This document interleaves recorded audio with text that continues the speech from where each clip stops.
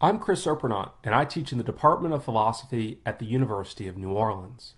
This video is part of my series on human well-being and the good life, and it examines Friedrich Nietzsche's attitude towards conventional views of how individuals believe they ought to live, as expressed in his moral and religious writings. Nietzsche is best known for his proclamation that God is dead, although he does not explicate this claim in any great detail, and its significance to his philosophical position remains uncertain. It is clear that he believes this metaphorical death of God, the Christian God in particular, allows us the possibility of living more meaningful and fulfilling lives. Examining the conditions of this possibility is one of Nietzsche's primary concerns in his discussion of morality. Although Nietzsche takes a critical attitude towards morality and often proudly describes himself as an immoralist, he also emphasizes the need for a revaluation of values and a critical examination of the value of morality itself. In this way, he is able to distinguish discussion of conventional moralities, such as the Judeo-Christian ethic, of which he was a forceful critic, from broader philosophical questions concerning value and the nature of human flourishing. Nietzsche appears to be deeply concerned with these questions of value and believes that the conventional moral frameworks do not address them satisfactorily. For example, he criticizes traditional moral frameworks for the importance they place on asceticism, or the belief that self-denial is at the root of praiseworthy behavior.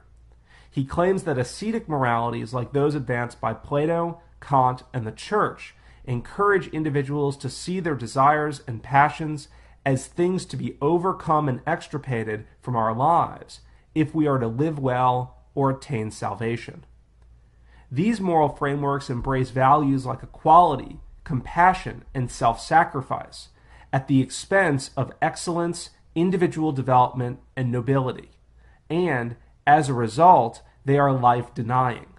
They encourage leveling down and suppressing human greatness in order to uphold democratic values and making life better for everyone. And in doing so, they express hostility towards life and what it means to live well. Instead, Nietzsche argues that the values associated with human flourishing must be life-affirming. Compassion and self-sacrifice are out, excellence and individual development are in.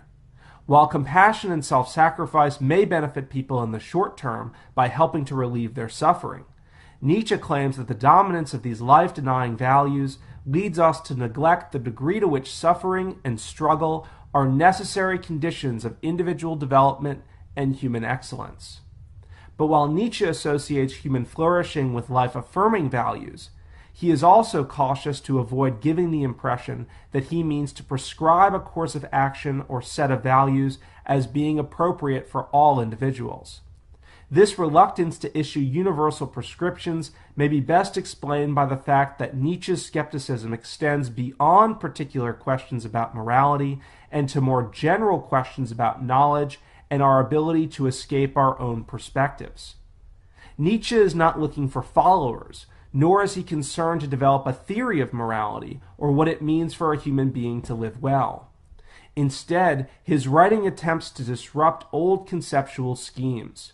He wants to encourage individuals to think for themselves about what matters beyond the confines of conventional categories of good and evil, and to encourage them to structure their lives and the societies in which they live accordingly. This emphasis on self-reflection reaches its pitch in a criterion Nietzsche cites as the measure of human greatness, amor fati, or love of one's fate. For a person to succeed in loving his fate, he must look back on all of his experiences, the suffering and the hardship, as well as the success, and to want nothing to be different, and to recognize that in some sense, it simply could not have been different.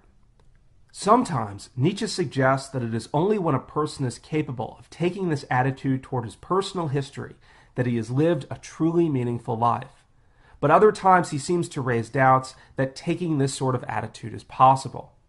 Whatever we think about the possibility of wholly affirming one's past, Nietzsche's constant approval of the aspiration to do so makes clear the extent to which living a full human life requires individual reflection and taking a cautious attitude towards conventional moral categories.